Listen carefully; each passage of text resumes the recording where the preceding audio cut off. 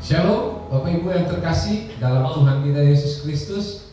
Puji nama Tuhan, kita boleh ada sampai saat ini di penghujung daripada bulan November ini, semua karena kasih dan kebaikan Tuhan. Kita patut bersyukur kepada Tuhan sebab Dia baik bagi saudara dan saya. Jika saya mengatakan atau menyambut Bapak Ibu sekalian, selamat datang di dalam jemaat gereja Masa Depan Cerah Keluarga, Masa Depan Cerah MBC Manokwari, bertempat di alamat Jalan Serayu Sangge. Kita adalah keluarga dalam kerajaan Allah. Mari kita sama-sama masuk ke dalam hadiratnya. Kita memuji Tuhan, kita menyembah Tuhan sebab Dia yang layak dipuji, Dia yang layak disembah. Haleluya. Terima kasih. Biar segala yang bernafas memuji Engkau Tuhan. Sebab nama-Mu itu tinggi luhur, sebab nama-Mu kudus, sebab nama-Mu besar, ya Tuhan. Haleluya. Engkau yang berjaya dulu, sekarang, dan sampai selama-lamanya. Haleluya. Yesus, kami naikkan syukur. Kami naikkan syukur buat kasih-Mu, buat kebaikan-Mu Tuhan, buat kasih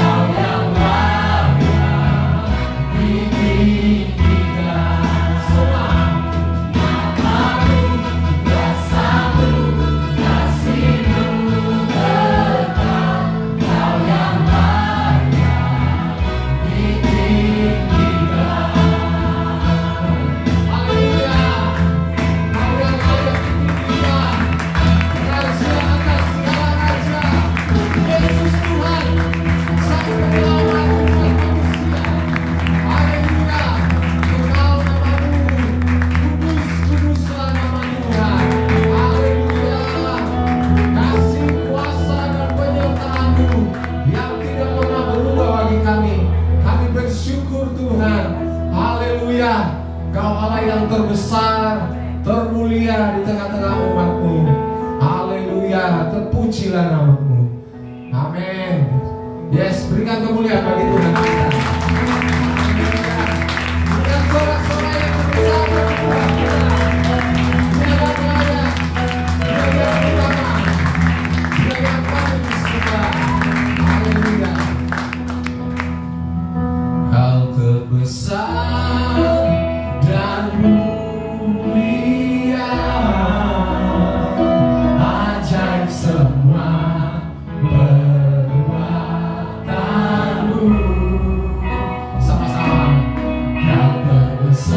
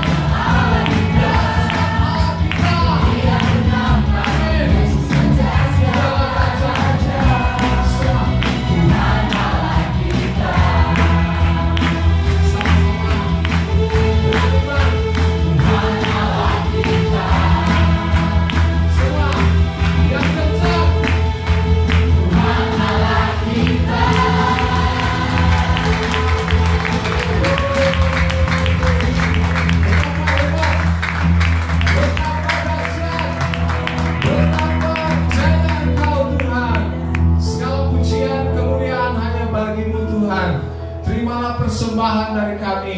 Kami bersuka cita Tuhan sebab Engkau ada di tengah-tengah kami. Engkaulah Allah yang membebaskan kami. Pada saat kami datang dengan segala keluh kesah kami, kami percaya Roh-Mu bekerja di dalam kami, mendatangkan kesembuhan bagi kami, jasmani maupun rohani. Keluarga kami dipulihkan, kehidupan kami dipulihkan, pendidikan kami dipulihkan, pekerjaan-pekerjaan kami dipulihkan. Ya Tuhan, terima kasih sebab Engkau Allah yang kasih, kuasa, dan penyertaannya tidak pernah berubah di dalam kehidupan kami. Kami bersyukur dan kami bangga punya Allah seperti Engkau Tuhan. Terima kasih. Terima kasih Tuhan. Haleluya. Dengan firman-Mu Tuhan, kami akan tetap berdiri teguh di dalam perjalanan kehidupan kami. Kami bersyukur bahwa firman-Mu itu hidup di dalam kami. Ya Tuhan, firman-Mu yang menasehati kami, mendidik kami, menyatakan kesalahan-kesalahan kami. Itu yang kami perlu di masa-masa sukar saat ini. Ya Tuhan, berkati kebenaran firman-Mu, berkati setiap kami yang mendengarnya saat ini. Sucikan dan kuduskan telinga dan mata rohani kami. Buka hati kami, ya Tuhan, biar kebenaran firman-Mu jatuh dan menghasilkan buah bagi kerajaan Allah di dalam kehidupan kami. Terima kasih Tuhan. Terima kasih. Segala pujian dan hormat bagi-Mu. Di dalam nama Tuhan Yesus Kristus kami berdoa. Amin. Silakan Bapak Ibu duduk kembali.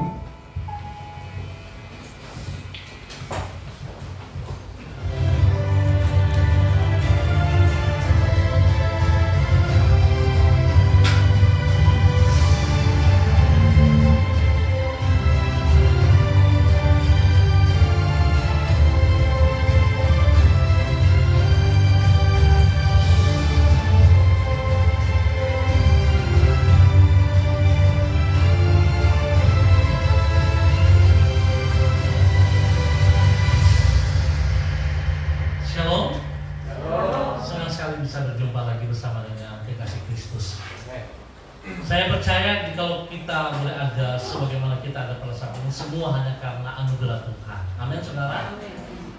Bapak Ibu yang terus kasihi, kalau Bapak Ibu melihat dan Bapak Ibu merasakan apa yang Tuhan buat hari ini untuk kita, dan pikiran kita mengatakan bahwa memang Tuhan bisa berbuat seperti itu, maka saya mau katakan cara berpikir Anda sangat keliru dan Anda tidak mengenal pribadi Kristus yang sesungguhnya. Sebab Kristus akan melakukan sesuatu yang tidak bisa menjadi bisa, dan yang kita tidak pikirkan itu yang Tuhan kerjakan untuk saudara dan saya. Amin, kasih Kristus. Mari kita berdoa.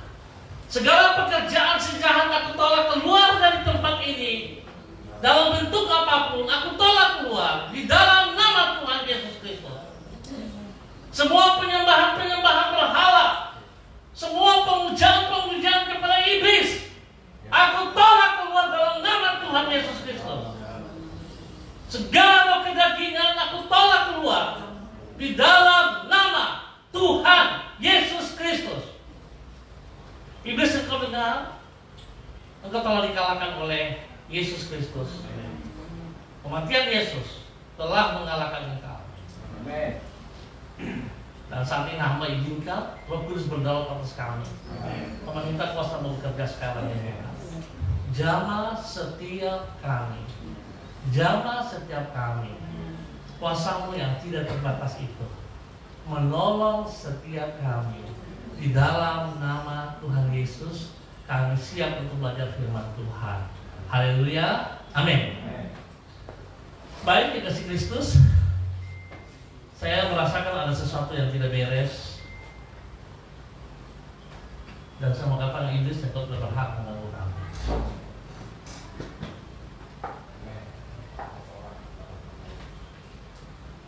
Tuhan, Engkau nyatakan kuasa-Mu saat ini bagi semua kami. Hamba minta perlindungan-Mu turun bagi kami. Dalam nama Yesus. Dalam nama Yesus.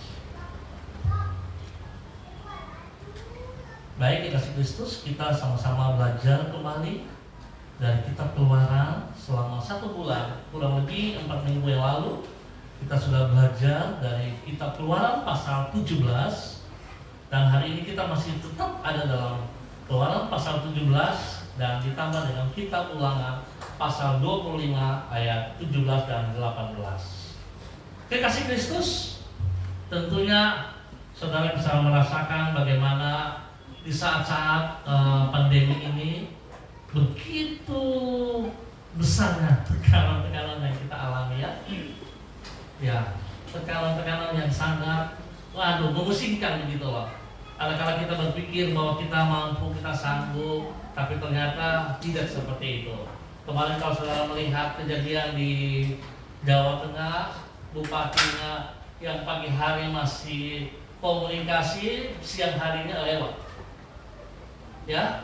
Dan ini kita tidak bisa pungkiri bahwa pekerjaan sejahtera lagi bekerja hari-hari ini. Saudara juga melihat di Sulawesi Tengah kemarin bagaimana pembantaian oleh teroris kepada gereja Bala Keselamatan. Kurang lebih 4-5 orang yang harus meninggal dalam keadaan yang sangat-sangat sadis. Gerejanya dibakar, ya. Dan hal itu terus akan terjadi, kekasih Kristus. Namun firman Tuhan selalu berkata, pada hari-hari ini adalah hari jahat, dan orang-orang akan lebih egois, lebih mementingkan dirinya sendiri ketimbang memperhatikan ajaran-ajaran Tuhan. Itu terjadi, saudara. Nah, oleh sebab itu betapa pentingnya kalau kita sendiri tidak mau menyadari akan hal ini, maka justru itulah yang akan membuat kita tidak mendapat pertolongan daripada Tuhan. Ya. Pagi ini kita akan belajar tentang pengharapan bagi yang tak berdaya, hope in times for the helpless. Pengharapan bagi yang tak berdaya. Kalau saya sih mau mengatakan sebenarnya kalau kita mengerti bahwa kita punya Tuhan, harusnya tidak ada pengharapan yang tidak bisa kita raih. Ya, sebab Tuhan setia kepada janjinya. Tuhan tidak pernah mengingkari janji. Tuhan berkata, Tuhan berjanji, dan Dia melakukannya, Dia menepati janjinya. Maka mungkin kita lupa, tapi Tuhan tidak lupa. Kekasih Kristus, ya. Kita bisa berkata hari ini, Pak Jeffrey, saya berjanji besok saya mau kasih Pak Jeffrey ini, biar saya begitu balik saya bisa lupa, saudara. Itulah manusia. Itulah keterbatasan kita. Tapi kalau Tuhan, Dia berjanji dan Dia tidak akan pernah lupa. Sekalipun mungkin kita sudah lupa, tapi Tuhan tidak lupa. Ya, oke. Saat paling rentan dalam hidup ini adalah ketika kita baru saja mengalami keberhasilan yang gemilang. Ya, jadi saudara tentu punya pengalaman. Kalau saudara sedang mengalami satu keberhasilan, ya, saudara lagi mendapat satu berkat. Biasanya kondisi-kondisi itu adalah kondisi-kondisi yang rentan, ya, yang mudah hancur, yang mudah tergoncangkan, ya. Jadi sebenarnya saudara belajar, kalau saudara sedang diberkati, kalau saudara sedang mengalami satu bahagia, jangan saudara terlena, saudaraku. Sebab itu rentan, saat-saat itu adalah rentan. Dan dalam kondisi-kondisi seperti itu, si setan tidak diam, dia akan masuk dan berusaha menghancurkan apa yang sedang terjadi. Saya coba ingat kembali kepada kisah anak-anaknya Yakub. Tentu Bapak Ibu ceritanya bagaimana? Saat mereka sedang berpesta pora, ya, Ayub, dia berpesta pora dan tiba-tiba harus datang badai dan sebagainya, dan anak-anaknya semuanya tidak ada yang tersisa, mati semua, habis semua harta bendanya mereka. Ya, tapi saya tidak bicara itu, hanya satu gambaran saja. Pada saat mereka terlena, padahal kalau kita mau melihat Ayub begitu taat dan setia. Setiap kali anak-anak melakukan pesta pora, dia akan berdoa memohon pengampunan kepada Tuhan untuk anak-anaknya. Itu tidak berhenti, saudaraku. Ya, tapi kita melihat, jikalau Tuhan mengangkat tangan, maka yang kita pikirkan itu jadi kacau balau. Ya, perhatikan baik-baik. Betapa pentingnya. Kita akan belajar pada pagi hari ini. Saudaraku, karena di saat itu kita cenderung akan menjadi lengah, ya, lengah. Padahal Di saat itulah berbagai masalah akan datang menyerang di luar yang kita sangkakan. Sebuah cerita tentang angin barat dan angin timur. Angin barat dan angin timur, siapa yang kuat? Ya? Siapa yang tiupnya kuat? Angin barat atau angin timur? Asia saya minta tolong itu pistol gang itu kan diangkat, itu bukan untuk bermain anak-anak. Oke, angin barat dan angin timur. Siapa yang kuat menurut saudara? Ya, angin barat ya.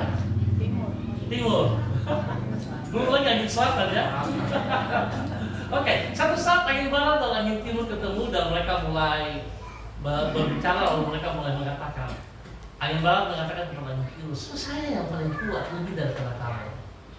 Angin timur berkata, kamu keliru, saya juga lebih kuat. Lalu mereka mulai mengumumkan pendapat mereka, beda pendapat. Lalu tiba-tiba mereka melihat seekor anak monyet di atas pohon. Lalu mereka mulai ambil keputusan bersama, bagaimana kita buktikan siapa yang kuat, siapa yang menjatuhkan anak monyet dari atas pohon, itu dia yang terkuat. Lalu dengan rendah hati angin timur berkata, silakan kamu duluan angin barat.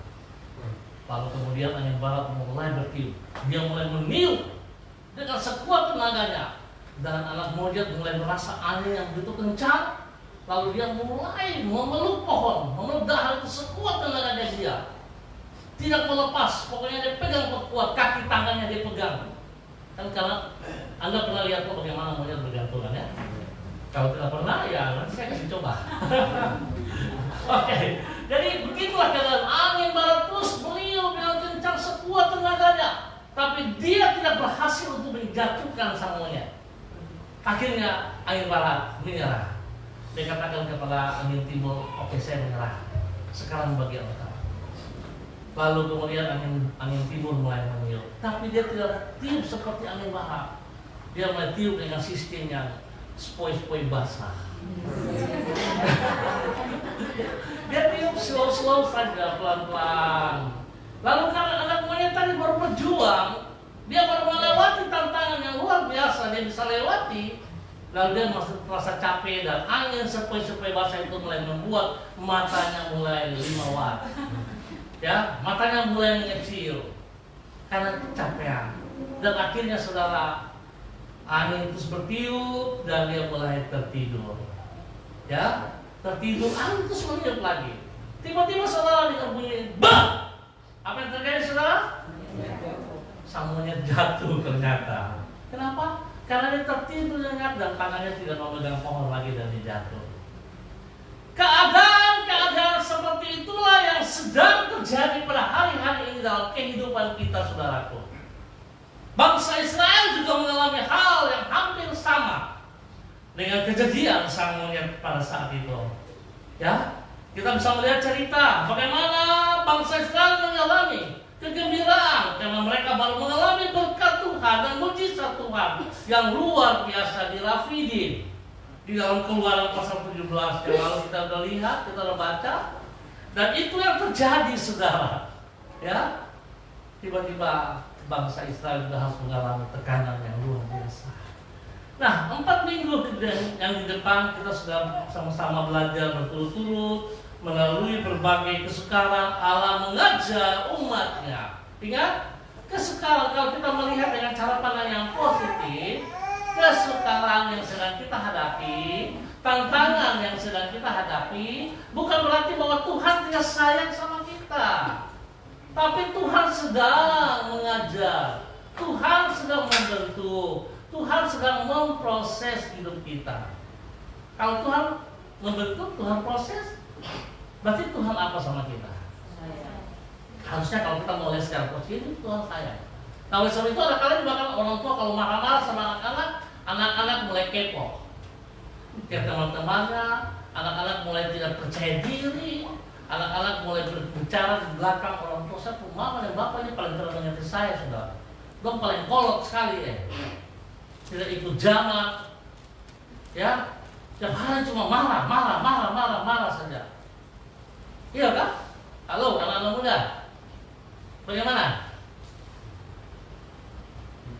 Anda senang ya kalau Anda marah-marah orang tuamu di luar sana ya? Anda bangga gitu loh. Ya? Kalau saya malu. Saya malu. Saya mau katakan, saya malu. Kalau saya mau katakan kepada teman, saya punya mama tuh paling terbaik, dia begini. Saya punya papa tuh dia begini. Cuma saya malu gitu loh. Kalau orang tua kita saja kita bisa tidak tahu bersyukur kepada mereka, apalagi kepada Tuhan, saudaraku. Yang kelihatan saja kita tidak bisa bersyukur, apalagi yang tidak kelihatan. Kita tidak pernah merasa puas dengan apa yang telah disediakan kepada orang tua kita, apalagi dengan Tuhan. Seringkali hari-hari ini memang kita selalu suka merasakan kita mau supaya seperti apa yang kita pikirkan itu yang mau kita kerjakan, saudara. Dan ini satu kekeliruan. Saudara, saya mau katakan testimoni untuk sang ibu ya. Anak-anakku, kalian saya mau katakan, kalian nggak bisa balas, kalian nggak bisa bayar jerih payah seorang ibu waktu melahirkan kalian. Saya mau katakan nggak bisa. 9 bulan dia harus menggendong kamu, dia harus berjalan dari ujung ke ujung, dan kalian memakan darahnya selama 9 bulan. Tanpa darah seorang ibu kalian nggak hidup. Dan itu perjuangan pada saat dia mau melahirkan antara mati dan hidup. Saya biasa suruh jemaat, bapak-bapak kalau istrinya mau melahirkan, ayo kamu masuk lihat. Awalnya saya belum kenal Kristus, saya juga tidak berani lihat. Jadi anak saya pertama, kedua itu, tapi sebenarnya bukan tidak berani lihat juga. Pada saat itu kami dilarang masuk, nggak boleh masuk katanya. Sini ibu-ibu saja, jadi enggak. Saya ingat betul anak saya pertama dan kedua aku lahir di rumah sakit umum di Sorong. Seperti itu keadaannya. Mau masuk, pada bilang, oh tidak bisa, bapak tunggu saja. Ya sudah, kita tunggu gitu. Tetapi anak saya yang ketiga dan keempat lahirnya di rumah, jadi saya juga bisa ikut lihat. Anak saya lahir bagaimana, istri saya harus menjerit bagaimana. Ya. Dan saya meminta kepada beberapa bapak-bapak waktu setelah saya melayani, saya minta supaya istrinya lagi melahirkan, kamu masuk ikut. Banyak bapak lari keluar. Kenapa? Bapak saya nggak tahan.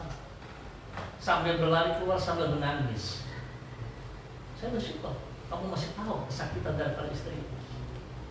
Kalau kau bisa melihat kesakitan istrimu melahirkan anakmu dan kau tidak menghargai dia, itu kelewatan namanya.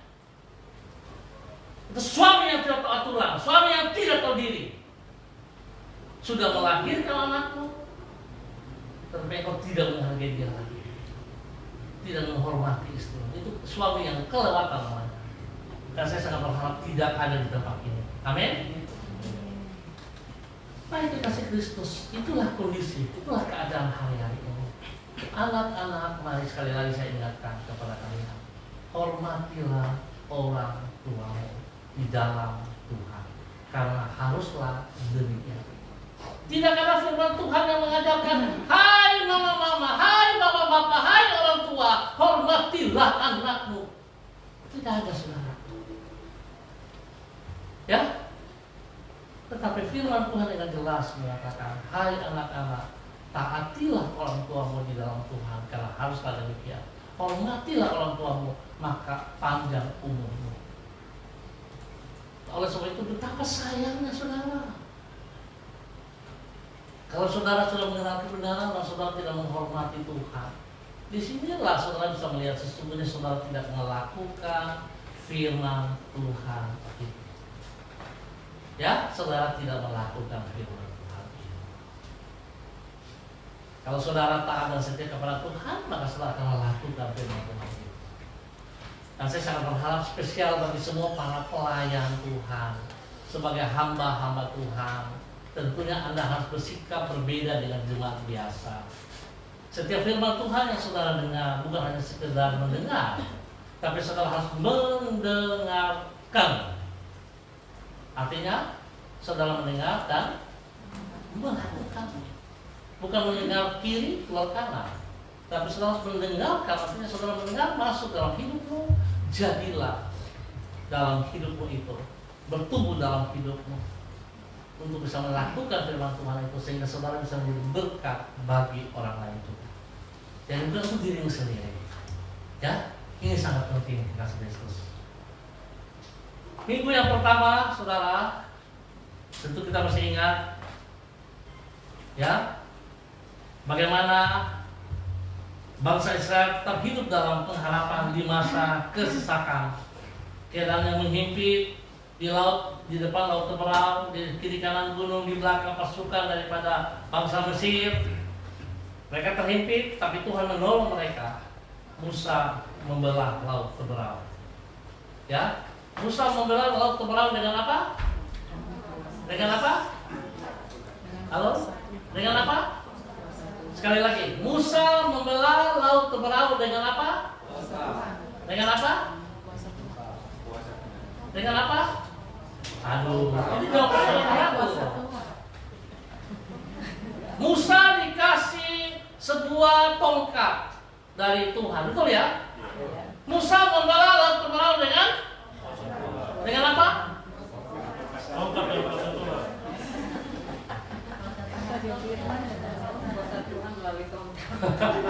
Oke, harus jelas ya. Tuhan memberikan tongkat kepada Musa ini sebagai simbol saja, sebagai apa, pemegang otoritas gitu ya. Tetapi Musa membelah laut Teberau bukan dengan tongkat, dengan kuasa Tuhan. Ingat baik-baik, dengan apa? Kuasa Tuhan, bukan dengan tongkat. Ya, harus jelas ya. Jangan saudara nanti lihat tongkat lagi sama seperti hari-hari ini saudara melihat di Pulau Sinar, sumur hamba Tuhan yang bekas dia pakai untuk kegiatan makan setiap hari. Hari ini airnya diambil sebagai air mujarab, air mujizat lagi. Dan sebuah kekeliruan saudaraku, tidak seperti itu. Akhirnya apa saudaraku? Kalau kita setiap kali melihat segala sesuatu yang kita menganggap bahwa itu adalah mujizat yang pernah Tuhan lakukan lewat bagian-bagian itu, kita sadar nggak sadar kita menjadi berhala saudaraku. Dan berhala itu adalah Tuhan paling benci saudaraku. Ulang-ulang saya katakan. Saudara lihat betul, bangsa Mesir seluruhnya tidak bisa masuk ke tanah perjanjian Kanaan. Kenapa? Karena mereka berhala saudaraku. Yang masuk hanya Kaleb dan Yosua dan angkatan-angkatan baru yang lahir dalam perjalanan kurang lebih 40 tahun. Lebih daripada itu semuanya tidak masuk. Bahkan Musa pun tidak masuk. Kenapa? Saudara, berhala. Saya mau katakan, Tuhan paling benci berhala. Ayo kita belajar firman Tuhan yang benar. Jangan kita terperangkap, saudaraku. Jangan kita terperangkap. Ya, jangan kita terperangkap. Hal kedua yang Tuhan juga tidak suka, kalau saudara belajar Alkitab baik-baik, dosa kebohongan Tuhan paling tidak suka. Ya. Sebab ada dua istilah, ada bapa kebenaran dan bapa kebohongan. Kerajaan kegelapan dan kerajaan terang. Kalau saudara suka berbohong, bapamu adalah siapa? Bapa segala pembohong adalah iblis. Ya, saya renungi, saya pelajari, kenapa sih bohong kok Tuhan marah sekali gitu? Sebab bohong itu akan melahirkan bohong. Bohong satu melahirkan bohong dua melahirkan bohong empat, dan seterusnya seperti itu. Selama saudara tidak bertobat, selama saudara tidak meninggalkan, selama saudara tidak mencabut akar-akar kebohongan itu, maka hidupmu terus ada dalam kebohongan.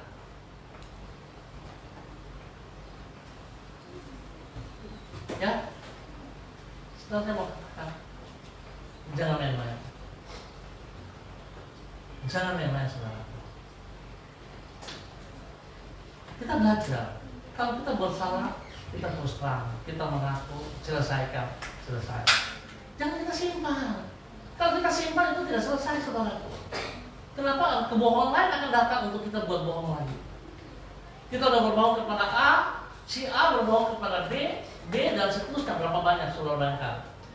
Ya, kita berbohong kepada si C lagi begitu terus. Berapa banyak kita menabur kebohongan. Dan ini dosa yang kita buat. Saya sangat berharap tahun ini, sebelum kita melepas tahun 2020, buang kebohongan anak ini. Yang saudara merasa bangga dengan kebohongan, aduh sayang sekali loh gitu.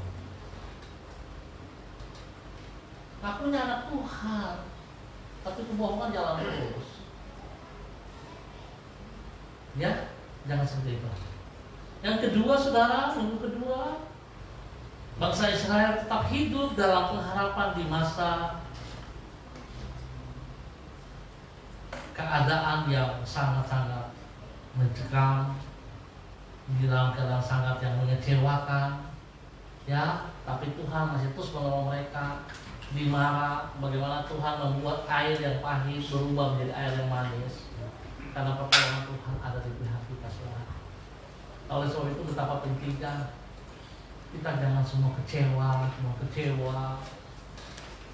Saudara semakin kecewa, di situ menunjukkan bahwa sesungguhnya saudara tidak mengenal pribadi Kristus.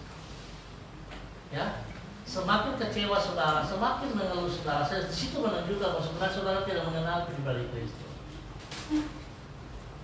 Semakin kita tidak menghormati Tuhan, semakin kita tidak menghargai Tuhan, di situ menunjukkan bahwa kita tidak mengenal Kristus sesungguhnya. Ya, saudara jangan anggap enteng. Saudara jangan meremehkan firman Tuhan.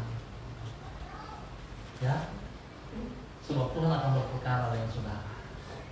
Saya katakan, sebab saya orangnya saya tidak suka meremehkan firman Tuhan. Karena kita meremehkan firman Tuhan, kita akan menentukan hidup dan mati saudara.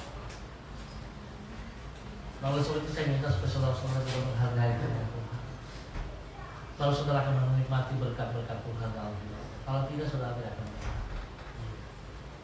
Ya, karena begini saudaraku, kita jujur aja. Hidup dan mati itu di tangan Tuhan gitu. Bukan di tangan kita, bukan jerih payah kita, bukan kekuatan kita, bukan usaha kita, bukan juga iblis. Iblis tidak punya hak untuk menentukan hidup dan mati saudaraku. Tapi iblis membohongi kita sampai akhirnya kita mengalami kematian itu. Itu tujuan daripada iblis. Oleh sebab itu kalau hari ini saudara begitu ketakutan dengan corona, saudara keliru. Corona itu pekerjaan si iblis yang sedang menumpang di dalamnya. Tetapi mari kita bertindak dengan berhikmat. Kita berlakulah yang hikmat. Hidup yang bersih, hidup yang sehat, beristirahat yang cukup, sehingga kita bisa merasakan pertolongan Tuhan ada dalam hidup kita. Tapi kalau tidak, berarti kita sendiri yang membawa hidup kita kepada kematian. Yang ketiga, saudara,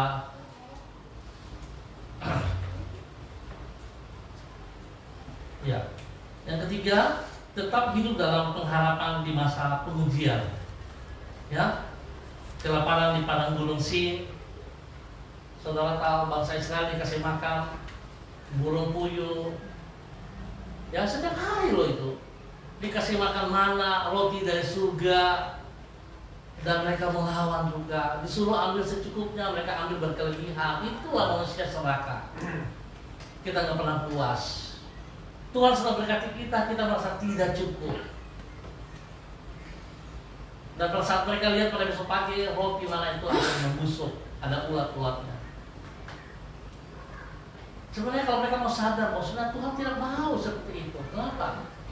Pada saat kita bangkang, pada saat kita mau melawan, pada saat kita melangkah menurut pandangnya kita, berarti kita tidak menghargai Tuhan. Dan saya katakan apa yang Tuhan janjikan dia lakukan, bahkan yang tidak kita ingat dia tetap lakukan. Itulah Tuhan kita. Dia setia kepada janji. Jadi kalau Tuhan bilang, yang kita lakukan jangan kita bikin macam-macam lagi. Ya, jangan kita tambah atau kita kurang, saudaraku. Kalau kita tambah atau kita kurang, berarti kita tidak percaya kepada Tuhan. Ini kesalahan kita. Yang keempat, saudara, bangsa Israel tetap hidup dalam pengharapan di masa ketidakpastian. Ya, mereka kehausan di Rafidim, dan Tuhan juga menyediakan air berkat yang berlimpah-limpah, mukjizat Tuhan buat.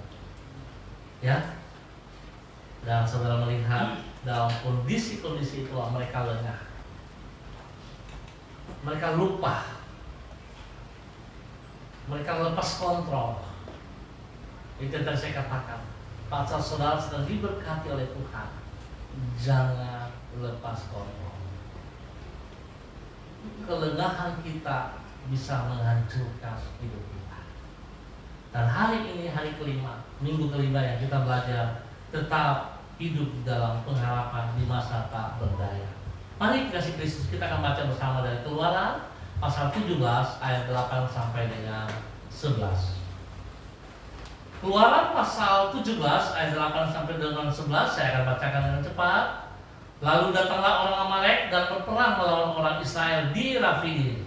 Musa berkata kepada Yosua, pilihlah orang-orang bagi kita, lalu keluarlah berperang melawan orang Amalek. Besok aku akan berdiri di puncak bukit itu dengan memegang tongkat Allah di tanganku. Lalu Yosua melakukan seperti yang dikatakan Musa kepadanya dan berperang melawan orang Amalek. Tetapi Musa, Harun dan Hur telah naik ke puncak bukit. Ayat 11, dan terjadilah apabila Musa mengangkat tangannya, lebih kuatlah Israel. Tetapi apabila ia menurunkan tangannya, lebih kuatlah Amalek. Pembacaan kedua terambil dari kitab Ulangan pasal 25 ayat 17 dan 18. Ingatlah apa yang dilakukan orang Amalek kepadamu pada waktu perjalananmu keluar dari Mesir. Ayat 18, bahwa engkau didatangi mereka di jalan dan semua orang lemah pada barisan belakangmu dihantam mereka, sedang engkau lelah dan lesu. Mereka tidak takut akan Allah. Yang tidak takut bangsa Amalek. Mereka pada saat itu bangsa Israel dalam keadaan letih lesu dan diserang. Mereka serangnya dari bagian belakang. Mereka lengah. Ya, kondisi-kondisi itu yang seringkali terjadi dalam kehidupan kita. Baik, kekasih Kristus, di dalam catatan Ulangan 25 dan Keluaran 17 kita bisa melihat ini mengajarkan kita tentang apa yang harus dilakukan ketika kita dalam keadaan lelah dan lesu. Ya, baik lelah ataupun lesu secara jasmani seperti yang dialami oleh bangsa Israel di Rafidim, maupun lebih lelah dan lesu secara jiwani seperti yang dialami oleh banyak orang di masa wabah yang panjang ini. Tentu saudara, kita capek, kita lelah, kita lesu. Saya sering mendengar kabar dari teman-teman banyak, aduh Pak, saya nggak punya pekerjaan lagi sekarang. Saya sudah melamar sana, melamar sini, ditolak. Ya, macam-macam yang dialami. Toko-toko pada tutup, perusahaan besar yang terkenal di Singapura. Ya, saya lupa merek apa itu. Tapi yang sudah 100 sekian puluh tahun di Singapura hari ini tutup. Bangkrut total. Dia nggak bisa membayar gaji karyawan. Saudara bisa melihat. Saya mau katakan, uang, kepeng, meni, pirits, ya, tidak ada jaminan untuk kita. Tidak ada jaminan, saudara. Hanya Tuhan ada jaminan untuk kita. Hanya Tuhan jaminan untuk kita. Oleh sebab itu betapa pentingnya saudara, dari pembacaan Ulangan 25 dan Keluaran 17 kita akan belajar 3 hal. 3 hal yang harus kita perhatikan, saudara. Yang pertama adalah bersikaplah waspada. Bersikaplah waspada. Apa itu waspada? Ya, hati-hati. Hati-hati atau berjaga-jaga atau ya kita belajar toh tetap apa itu? Berjaga-jaga. Siaga, ya. Waspada, kita siaga. Artinya kita selalu bersiap-siap, kita selalu berjaga, kita selalu harus mawas diri gitu. Bisa ya, bisa ngerti ya? Ini penting saudara. Nah, saya minta tolong kasih Kristus, kalau saudara belajar firman Tuhan, jangan saudara cuma hanya sekedar mendengar. Kalau saudara hanya sekedar mendengar saja, percuma loh gitu. Saya mau katakan percuma. Ya, kalau saudara datang ke ibadah ini, ke ruang ibadah ini, dan kita hargai, kita hormati karena hadirat Tuhan, dan saudara tidak menghormatinya, betapa sayangnya saudara. Berulang kali saya katakan hal ini. Sebab begini saudaraku, saya belajar yang serius. Kalau saudara melihat kepada tabernakel, tahu tabernakel enggak? Tahu tabernakel enggak? Tabernakel itu dibilang bait Allah, bait suci pada saat itu, yang terdiri dari halaman, ruang kudus, dan ruang maha kudus. Di dalam ruang maha kudus, di situ tempat letaknya tabut Allah. Di situ menunjukkan bahwa Allah ada di dalam bait suci itu. Nah, saudara perhatikan, semua imam-imam yang bertugas di dalam halaman, ruang kudus, ruang maha kudus harus hidup kudus. Di sini mengajarkan bahwa Tuhan menuntut kekudusan dalam kehidupan kita, saudaraku. Tuhan tidak main-main. Sebab Tuhan adalah Tuhan yang kudus. Kalau para imam kedapatan tidak kudus, hukumannya adalah mati. Tidak main-main, saudara. Bukan dikasih skorsing, tidak, mati. Itu menunjukkan bahwa Tuhan sangat menghormati baitnya. Kalau Tuhan sendiri menghormati baitnya, rumahnya, bagaimana saudara yang saya hari-hari ini?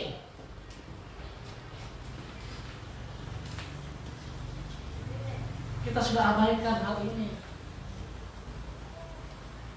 Maka saudara tahu kurang lebih 8 bulan kita ibadah online, sebenarnya suatu ibadah yang menghancurkan persekutuan dengan Tuhan. 0,% orang-orang yang mengikuti online yang bersikap untuk beribadah. 0, yang lain muka kering-kering sambil tiduran ikut ibadah. Apa itu? Makan, minum, bercerita, nonton TV. Kalau pokoknya tidak bagus dikasih lewat dulu, nonton yang lain dulu. Apakah ibadah seperti itu, saudara? Coba saudara lihat, itu banyak itu sekarang yang sedang terjadi. Sekarang ini saudara lihat. Dia online. Dia tidak serius. Hanya duduk saja santai-santai begitu. Tidak menghormati Tuhan.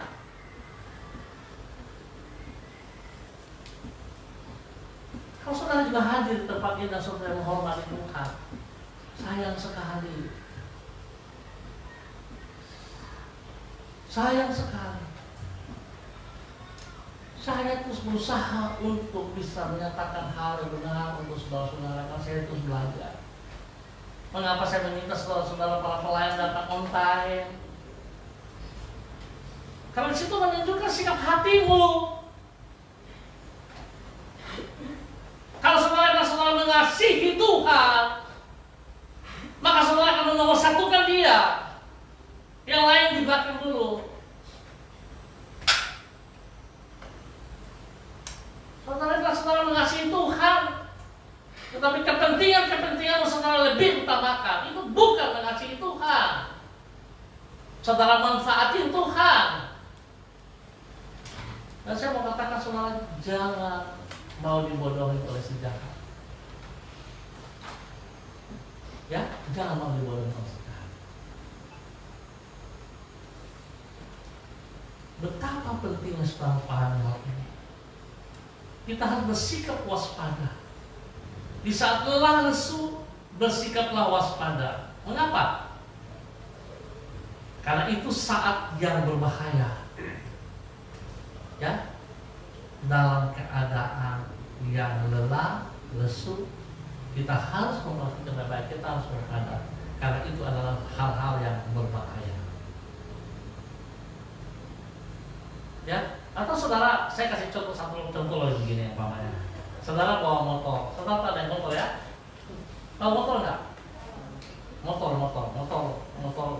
Brown Hills. Kalau kita dulu bilang Brown Hills ya, Brown Hills gitu. Motor, bukan motor angin. Motor yang pakai motor. Kalau kereta angin itu sepeda ya. Iya kan, kereta angin sepeda ya. Dari motor itu motor. Nah, saudara perhatikan, setiap perusahaan motor, baik Honda, Suzuki, Yamaha, Ducati, apalagi macam-macam gitu. Mereka selalu waktu membuat motornya, mereka selalu memasang kaca spion, betul ya? Betul tidak? Tetapi orang-orang hebat dengar, orang-orang hebat memakai motor, mereka melepas kaca spionnya. Kenapa saya berkata hebat? Mereka lebih hebat daripada perancang motor itu. Sehingga mereka naik motor, mereka melepas kaca spion. Padahal saudara mengerti tidak fungsi daripada kaca spion. Ya, mengerti tidak fungsi daripada kaca spion. Hari ini orang-orang hebat tidak peduli dengan kaca spion lagi, karena mereka hebat. Mereka punya indera keenam. Ya, jadi mata mereka bisa tiba-tiba berbalik di belakang, bisa lihat di belakang. Ya kan? Saudara tahu nggak, 1 detik aja kita lengah, kecelakaan bisa terjadi di hidup kita. 1 detik aja. Tapi hari ini karena begitu hebatnya kita, seringkali kita melanggar aturan. Ya kan? Seringkali kita melanggar aturan. Kita tidak mau tunduk dan taat kepada apa yang telah digarisi. Sehingga motor-motor itu juga seperti itu. Siapa yang anak-anak kalau suka motor mau lepas, dia bilang, "Papa ini paling kolot, saudara." Kenapa? "Papa lihat teman-teman itu semua tidak berkaca spion." Saya bilang, "Ya sudah, biar dorang yang itu dorang." Ya, kalau kita ikut sesuatu yang tidak berguna, untuk apa sih, saudara? Untuk apa? Kalau ikut sesuatu, ikut yang bernilai, yang berguna, kita lakukan. Tapi kalau tidak berguna, tidak bernilai, jangan. Karena itu merugikan kita. Ya, itu merugikan kita.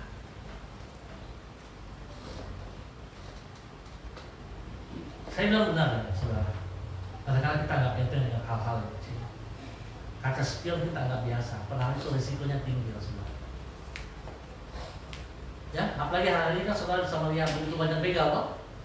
Kenapa saudara bisa lengah tiba-tiba dibegal? Karena saudara tidak tahu siapa di belakang saudara, kan? Tapi kalau saudara pakai kaca spion, setiap saudara pandang ke depan, mata pun juga tertuju pada kaca spion, saudara tahu siapa di belakang.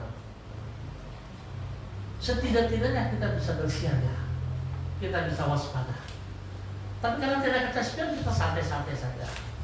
Atau begal lewat. Ya baik kalau dia lewat, dia tidak buat apa-apa, tidak apa-apa. Ya, dia lewat dan dia juga begal saudara, gimana kira-kira? Pak Ronald pernah cerita ke saya di Jalan Merdeka ya. Dia di belakang dia lihat ada seorang ibu lewat, tiba-tiba begal lewat, seret dia, terus jatuh. Pak Ronald juga tidak bisa buat apa-apa, karena mendadak secara tiba-tiba. Ya. Kalau saudara yang tadi cantik-cantik terus tercukur, muka tak gores sedikit, kasihan ya lu. Ya, gara-gara kaca spion dibuka. Ya kan? Oke, saudara, ini penting sekali. Harus perhatikannya, bersikaplah waspada. Yang kedua, saudara. Yang kedua, bersikap berserah kepada Tuhan. Di saat lelah dan lesu, bersikaplah berserah kepada Tuhan. Mengapa? Karena Tuhanlah penolong kita. Tuhanlah penolong kita. Kita berserah kepada Tuhan dalam iman, bukan berserah asal-asal berserah, tapi berserah kepada iman. Kita percaya betul kalau kita berserah kepada Tuhan, berarti Tuhan siap untuk menolong kita. Ya, bukan sanggup. Kalau sanggup itu berarti akan macam belum tentu bisa begitu. Tapi Tuhan siap, artinya Tuhan siap, artinya begitu kita berharap kepada Tuhan, kita meminta pertolongan Tuhan, itu akan datang untuk kita, itu pasti gitu loh. Ya, bukan sanggup, bukan.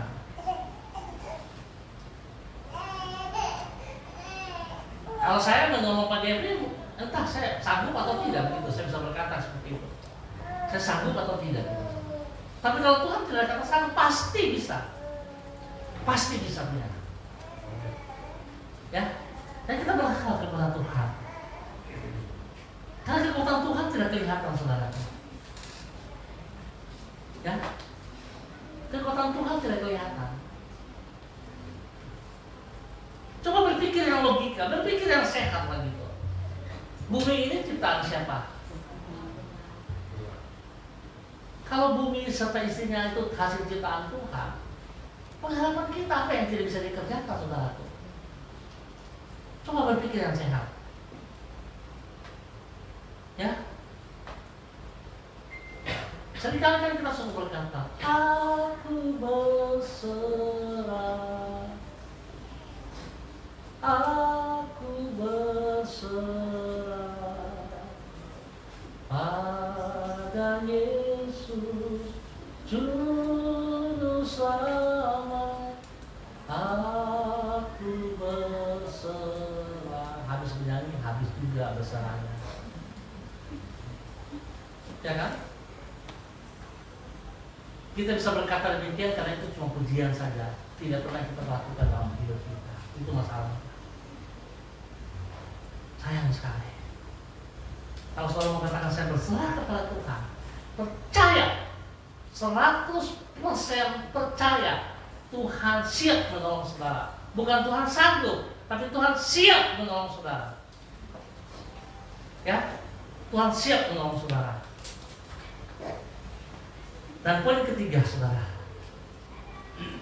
Kalau yang pertama kita harus waspada, kedua kita bersikap berserah, yang ketiga kita bersikap rendah hati, bukan rendah diri. Rendah hati dan rendah diri itu berbeda, ya. Kalau kita rendah diri hanya di hadapan Tuhan, tidak bisa kita rendah diri di hadapan sesama kita. Ingat itu baik-baik. Kita tidak bisa rendah diri di hadapan manusia, bodoh namanya. Kalau kita rendah diri hanya di hadapan Tuhan, sebab Dia segala-galanya. Dia Tuhan pencipta kita, kita harus rendah diri. Tapi kalau rendah hati, itu yang Tuhan minta kepada kita. Sesama kita rendah hati, apalagi kepada Tuhan kita harus rendah hati. Ya, rendah hati nggak bisa dibuat-buat, saudaraku. Ya, oh saya ini boleh orangnya paling rendah hati, lucu deh.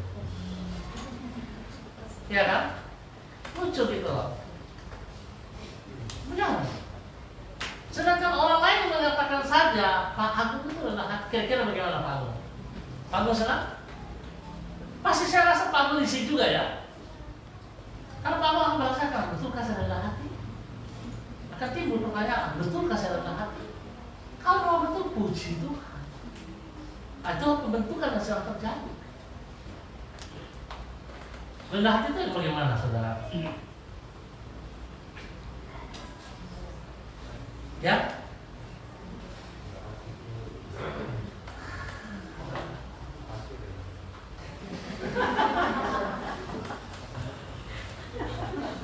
Oke, saudara perhatikan. Orang congkak akan beranggapan bahwa dirinya sanggup mengatasi semua kesukaran dengan kemampuan dirinya sendiri. Tetapi orang rendah hati akan mengakui bahwa ia memerlukan orang lain untuk menghadapi kesulitan yang menghadap, apalagi dia membutuhkan Tuhan. Perbedaannya tipis gitu. Kalau orang congkak, dia akan menghadapi segala sesuatu dengan kekuatannya sendiri dan dia merasa dia mampu. Tapi kalau orang rendah hati enggak, dia memerlukan orang lain. Ya, dia memerlukan orang lain. Nah, oleh sebab itu saudara perhatikan baik-baik. Kenapa Tuhan jadikan tubuh Kristus terdiri dari. Tuhan tidak bilang tubuh Kristus satu saja dan berkuasa. Tidak. Tapi Tuhan bilang tubuh Kristus terdiri dari. Ada telinga, ada mata, ada hidung, ada kaki, tangan, dan sebagainya. Artinya apa, saudara? Bahwa tubuh Kristus itu akan kuat jika mereka saling menopang satu sama lain. Tapi kalau mereka berjalan sendiri-sendiri, gimana, saudara? Menurut saudara bagaimana kalau tubuh Kristus berjalan sendiri-sendiri? Hidung berjalan sendiri, telinga berjalan sendiri, gimana kira-kira menurut saudara? Bagaimana? Ya? Aneh. Iya kan? Gak bisa hidup toh. Gak bisa hidup, saudara.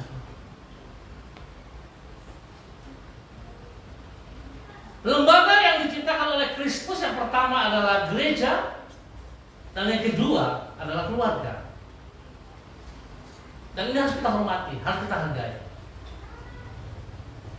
Tuhan turut campur tangan di dalam setiap saat. Keluarga, saudara bisa melihat mujizat terjadi pertama di Kana. Kenapa? Karena Tuhan menghargai keluarga. Ya. Jadi kalau saudara sendiri tidak menghormati keluargamu, saudara harus bertobat. Saudara harus berdiri sebagaimana mestinya.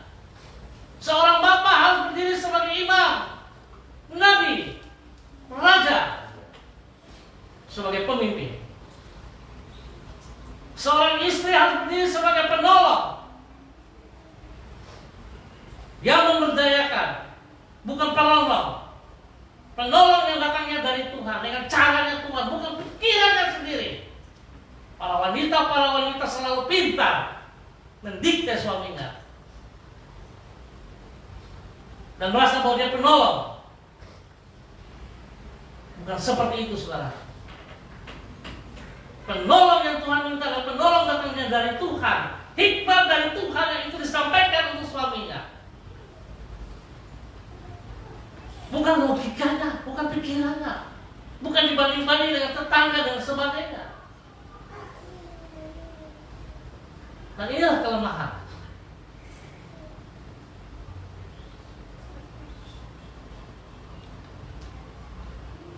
Sebenarnya saudara paling sederhana sebelum melihat bahwa saudara mau menghargai firman Tuhan atau tidak. Waktu saudara lihat waktu firman Tuhan sedang ditabur, saudara tidak peduli kepada firman Tuhan. Kalau suami istri biasanya sang istri bilang, kok maju, pendengar itu, kok imam tuh? Di ruang tawa seperti begitu. Apa? Kok maju, kok imam tuh? Kok nabi tuh? Pendengar, nanti ajar untuk saya seperti begitu. Tidak seperti itu, saudaraku.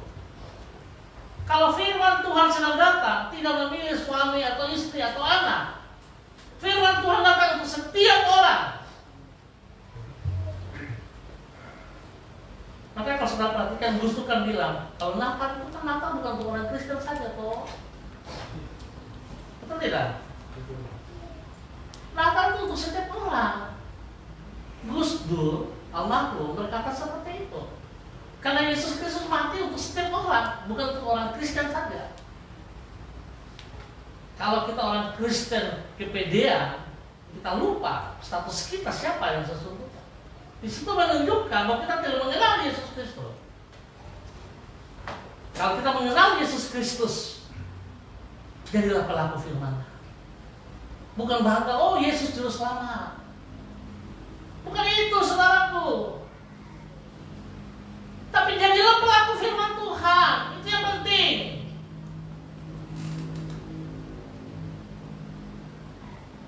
Ya. Kalau hanya bangga Yesus juru selamat, Yesus juru selamat, orang jahat lebih bangga daripada saudara. Kan bangga saja, tapi dia tidak mengakui. Apa bedanya? Kalau saudara tidak melakukan firman Tuhan, bukankah saudara tidak mengakui Yesus Kristus? Kalau saudara percaya kepada Yesus Kristus, dia juru selamat saya, tapi saya tidak melakukan firman-Nya, bukankah saudara tidak percaya? Ayo. Betapa pentingnya pengertian ini, saudara. Pengenalan tentang Kristus harus betul-betul mengenal yang benar. Jadi bukan hanya sekedar. Nah, saudara melihat bahwa Musa juga menyadari di dalam peperangan dengan bangsa Amalek, dia membutuhkan Harun dan Hur. Dia tidak bisa berjalan sendiri. Sehingga dikatakan waktu Musa naik ke puncak gunung, pada saat dia mengangkat tangan, maka bangsa Israel kuat, menang. Tetapi bangsa Israel akan kalah waktu saat Musa menurunkan tangan. Dengan demikian saya mau bertanya, siapa yang berjasa di antara mereka? Yosua dengan pedang, dengan bangsa Israel berperang, Musa yang mengangkat tangan, Harun dan Hur yang menopang tumpang tangan. Siapa yang berjasa di antara mereka untuk kemenangan bangsa Israel? Siapa yang berjasa? Ya? Semua berjasa ya. Tapi saudara melihat Musa melakukan, dia mendirikan mezbah. Saudara perhatikan kata mezbah. Dia mendirikan mezbah dengan rendah hati, dia datang bersyukur karena Tuhan kami menang. Karena Tuhan kami menang. Artinya tidak ada yang bisa menolong mereka. Bukan karena kekuatan Musa, Yosua, Hur, Nur dan sebagainya, tetapi karena kekuatan Tuhan mereka selamat, mereka menang. Dan di sini kita melihat Musa adalah seorang yang rendah hati. Dia mendirikan mezbah. Nah, oleh sebab itu saya juga menekankan kepada jemaat betapa pentingnya mezbah. Ibadah itu penting, saudaraku. Kenapa kita dalam GKPB ada ibadah harian? Karena kita menyadari akan hal ini. Para pemimpin kita dikasihkan hikmat untuk bisa memahami hal ini. Ya, ada ibadah pagi, ibadah siang, dan ibadah malam. Saudara, harus kita lakukan hal itu. Di situ menunjukkan bahwa kita membutuhkan Tuhan. Di situ mengajar kita untuk rendah hati. Tanpa Tuhan kita nggak bisa apa-apa, saudara. Ya, tanpa Tuhan kita nggak bisa apa-apa. Oleh sebab itu betapa pentingnya, saudara. Mari kita seperti Musa, kita rendah hati. Terakhir, saudara, sebuah kisah nyata yang terjadi pada tahun 1987 di lapangan merah dekat Kremlin di Moskow pada saat itu. Itu jantung kota daripada kota Rusia yang waktu itu adalah Uni Soviet. Sebuah pesawat terbang bisa mendarat dengan mulus di tengah-tengah kota. Sebuah pesawat terbang yang hanya pakai baling-baling tunggal. Sebuah pesawat Cessna yang dipiloti, yang dibawa oleh seorang pemuda berusia 19 tahun, bangsa Jerman. Saudara tahu pada tahun 87 Uni Soviet termasuk salah satu negara adikuasa. Mereka punya peralatan begitu canggih. Setiap orang, setiap sesuatu, burung dan sebagainya lewat di atas udara, mereka akan terdeteksi. Tidak ada yang bisa lewat. Tetapi kenyataan pada tahun 87, seorang muda dengan pesawat Cessna bisa masuk di tengah-tengah kota dan tidak terdeteksi. Kenapa demikian? Karena pada serdalunya, para tentaranya lengah, merasa kuat, sehingga mereka lengah, dan itu terjadi. Akhirnya Uni Soviet dipermalukan. Sebuah pesawat kecil, pilotnya bukan pilot yang dilatih khusus untuk bisa melewati tantangan. Seorang abri, bukan, pilot biasa, saudara. Tapi dia bisa mempermalukan Uni Soviet pada saat itu. Nah, seringkali kita juga seperti itu, saudara. Kita merasa kita kuat, kita merasa kita mampu, kita merasa kita pintar, kita merasa kita cantik. Kalau kita nggak peduli dengan orang lain, apalagi kepada Tuhan. Ya, saya mau katakan begini saudara. Ya, kalau saudara nggak peduli kepada orang lain, orang di sekitarmu, ya, saudara nggak peduli, saudara nggak mungkin bisa perhatian kepada Tuhan. Kenapa demikian? Kalau Tuhan spesial Pak, saya mau katakan bohong. Saudara. Atau saudara berkelebihan kepada seseorang, saudara tidak punya perhatian kepada Tuhan. Ingat, kalau saudara tidak memperhatikan seseorang, atau saudara berkelebihan memperhatikan kepada seseorang, maka saudara tidak mengenal Kristus. Ya, saudara tidak mengenal Kristus. Jadi saudara, kita harus melihat bahwa balance harus ada dalam diri kita.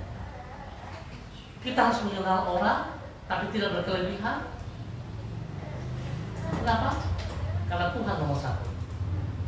Sebab begini saudara, kalau saudara memiliki kasih Kristus di dalam hidupmu, bahwa saudara bisa memperhatikan seseorang dengan benar, tidak akan over, tidak akan berkelebihan. Tapi kalau saudara tidak memiliki kasih Kristus dalam hidupmu, saudara tidak akan memperhatikan dia. Maka saudara akan mengasihi atau memperhatikan tapi kelebihan kalau saudara punya tujuan. Saya mau katakan hari ini saudara, kalau saudara masih punya orang tua, masih punya papa, masih punya mama, perhatikanlah mereka sekarang. Bukan nanti sudah mati dulu baru menangis. Tidak ada guna. Hari ini masih hidup, saudara perhatikan. Jangan sudah mati baru saudara memperhatikan, tidak ada guna. Seakan-akan saudara anak yang berbakti. Selagi hidup saudara tidak perhatikan, apa artinya? Demikian juga dengan dirimu sendiri, saudaraku. Selagi saudara masih hidup, perhatikanlah dirimu di dalam hal yang benar. Setelah saudara sudah mati, saudara kembali ke debu tanah. Tidak ada artinya. Ya, tidak ada artinya, saudara.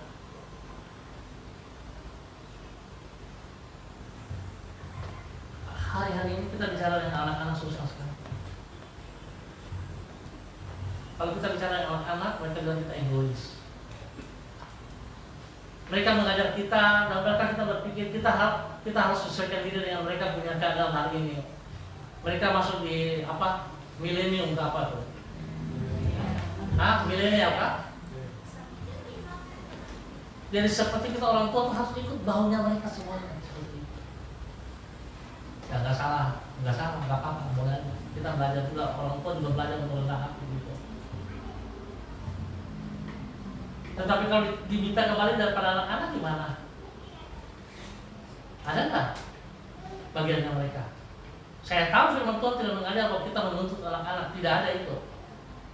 Tapi sebagai seorang anak yang tahu kebenaran, tentunya dia tahu menyenangkan hati orang tua seperti apa. Bukan nanti somati dulu baru mau menyenangkan papa mama, nggak ada artinya. Atau papa mama sudah tidur di atas tempat tidur dulu baru mau perhatikan papa dan mama, tidak ada guna. Hari ini masih sehat, saudara perhatikan. Perhatianmu, bukan makanmu, bukan uangmu, perhatianmu kepada orang tua, itu yang penting, saudara.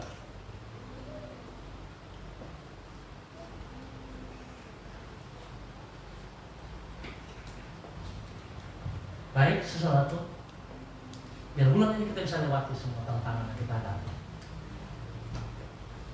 Taruhlah pengharapan kepada Tuhan. Sekali lagi ingat, topik kita sangat luas, hope again, pengharapan yang dipulihkan.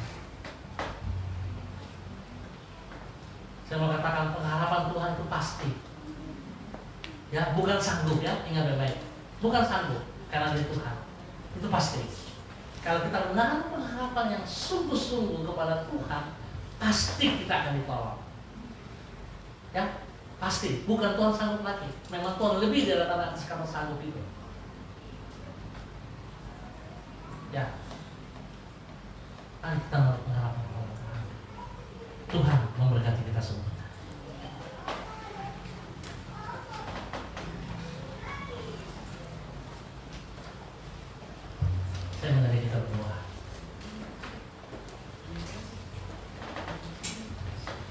kami sadar Tuhan, pengharapan yang kami berikan kepada Engkau merupakan sebuah kepastian.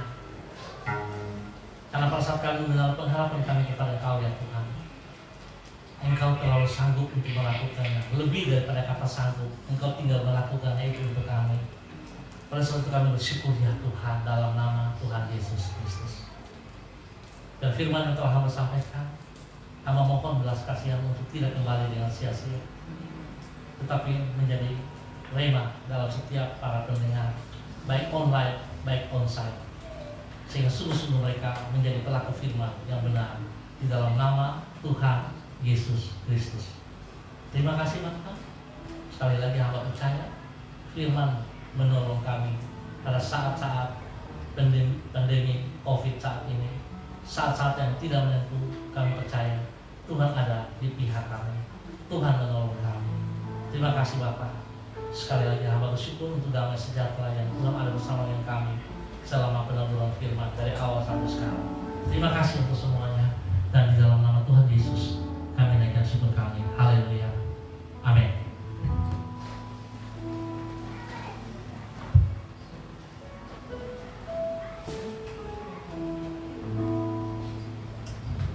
Mari kita berikan kemuliaan bagi Tuhan kita.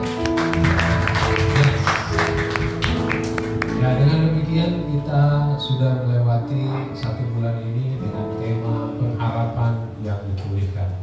Kiranya Bapak Ibu semua diberkati dengan kebenaran-kebenaran firman Tuhan yang disampaikan, dan jadilah pelaku-pelaku firman Tuhan. Kita akan melihat bahwa firman itu bekerja dan memberkati kehidupan kita. Tuhan berkati kita semua. Amin.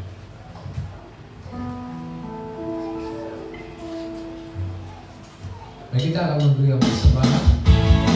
Kita siapkan hati kita dengan persembahan.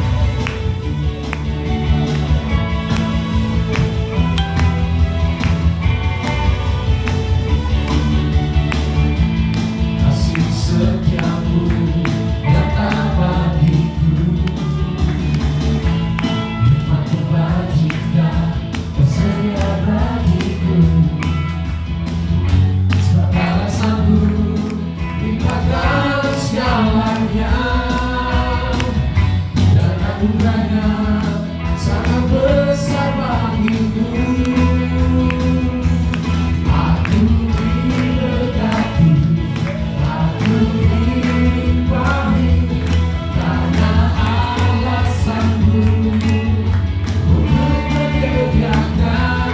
Aku diberkati, aku dilimpahi atas segala anugerah Tuhan bagiku.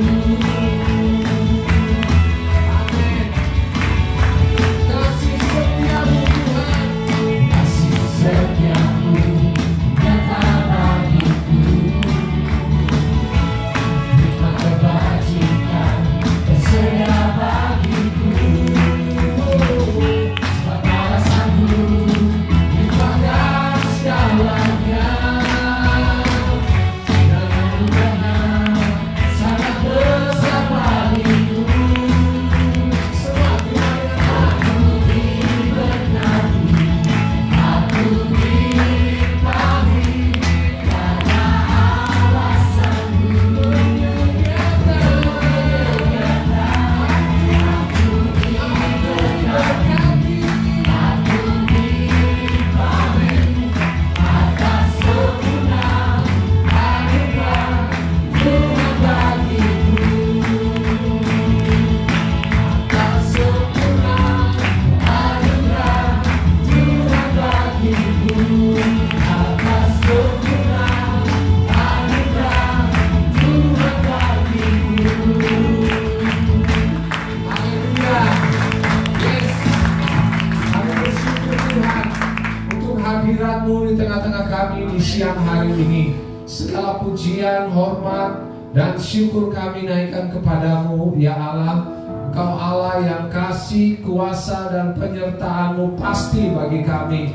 Kami bersyukur Tuhan, kami boleh melewati sepanjang bulan ini ya Tuhan. Itu Itu semua karena anugerah-Mu, Ya. pemeliharaanmu bagi setiap kami, kebenaran firman-Mu yang Engkau berikan bagi kami dari waktu demi waktu, bahkan setiap hari itu memberikan kekuatan bagi kami dan sungguh memberkati kehidupan kami. Sadar maupun tidak sadar, kami percaya Tuhan, dengan kebenaran firman-Mu pasti akan memberkati kehidupan kami. Ya Allah, teristimewa di masa-masa sukar ini, ya Tuhan, kami tetap percaya, ya Tuhan, kami mau memegang firman-Mu di dalam kehidupan kami. Kami mau melakukannya, ya Tuhan. Kami bersyukur untuk kebenaran firman Tuhan sepanjang bulan ini yang mengajarkan kami agar kami tidak kehilangan pengharapan di masa-masa sukar yang kami hadapi saat-saat ini. Dan terbukti, ya Tuhan, kami boleh ada sampai di penghujung tahun ini juga, ya Tuhan. Sebentar kami akan memasuki bulan yang baru di akhir tahun 2020, semua karena anugerah-Mu. Terima kasih Tuhan. Banyak hal yang tidak pasti yang kami lihat, yang kami kerjakan, ya Tuhan. Tetapi ada satu hal yang pasti, bahwa kasih, kuasa, dan penyertaan Tuhan senantiasa mengikuti kami sampai dengan saat ini.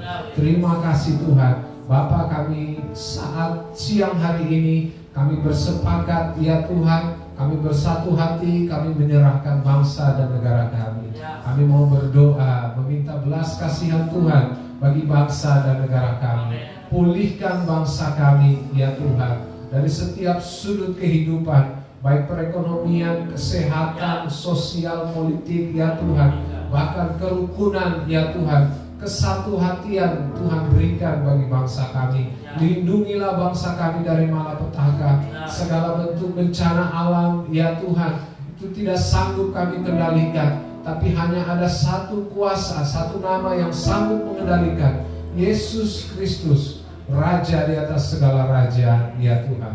Dengan firman-Mu Engkau dapat mengendalikan. Firman-Mu tidak akan pernah kembali dengan sia-sia, ya Tuhan. Biarlah Engkau yang berdaulat atas bangsa dan negara kami. Pemimpin-pemimpin kami, ya Tuhan, Kau yang mengangkatnya, ya Tuhan. Kau yang sanggup mengendalikan mereka. Apapun yang Engkau rancangkan pasti terjadi lewat mereka, ya Tuhan. Kau Allah yang adil, Kau Allah yang setia, Kau Allah yang benar, ya Tuhan. Dan kebenaran-Mu, ya Tuhan, abadi sampai selama-lamanya. Terima kasih Tuhan, kami menyerahkan bangsa kami ke dalam tangan-Mu, ya Tuhan.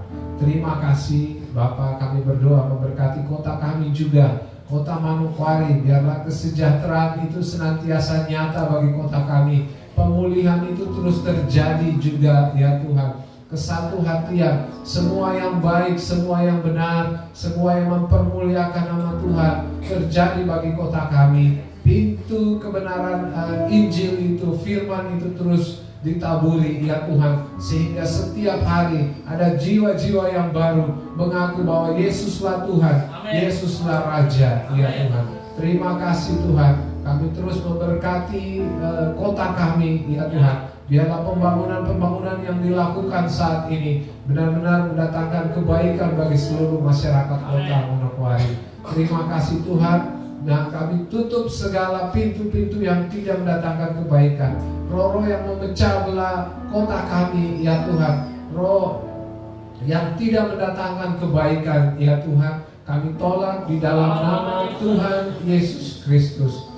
Haleluya. Terima kasih. Hamba berdoa khusus bagi jemaat-Mu, ya Tuhan, di tempat ini, setiap kami yang hadir, baik yang onsite maupun online, ya Tuhan. Biarlah berkat-Mu tercurah atas mereka. Penyertaan-Mu, kuasa-Mu, kebaikan-Mu dinyatakan di dalam kehidupan mereka. Apapun yang mereka kerjakan, Tuhan buat berhasil. Dan lewat semua itu nama Tuhan dipermuliakan. Terima kasih Tuhan. Mereka yang sakit Tuhan pulihkan. Mereka yang lemah Tuhan, kekuatan yang daripada-Mu turun atas mereka. Mereka yang ada di dalam segala himpitan, kesesakan, ya Tuhan, biar mereka menyadari bahwa Tuhan adalah sumber segala jawaban dalam kehidupan mereka, ya Tuhan. Jadilah Allah, jadilah Tuhan, jadilah Raja atas kehidupan setiap umat-Mu, ya Tuhan. Berdaulatlah atas hidup kami, dan biarlah rancangan-Mu yang terjadi, bukan rancangan kami. Segala pujian dan hormat kami naikkan kepadamu. Terima kasih Tuhan. Bapak Ibu angkat tanganmu dan terimalah berkat. Kasih setia Tuhan yang tidak terbatas, kebenaran, damai sejahtera, dan sukacita oleh Roh Kudus kiranya memenuhi kehidupan saudara sekalian sekarang ini sampai selama-lamanya. Di dalam nama Tuhan Yesus Kristus kami bersyukur. Haleluya. Amin. Ibadah telah selesai. Terima kasih Bapak Ibu, Tuhan memberkati kita saat ini. Selamat hari Minggu.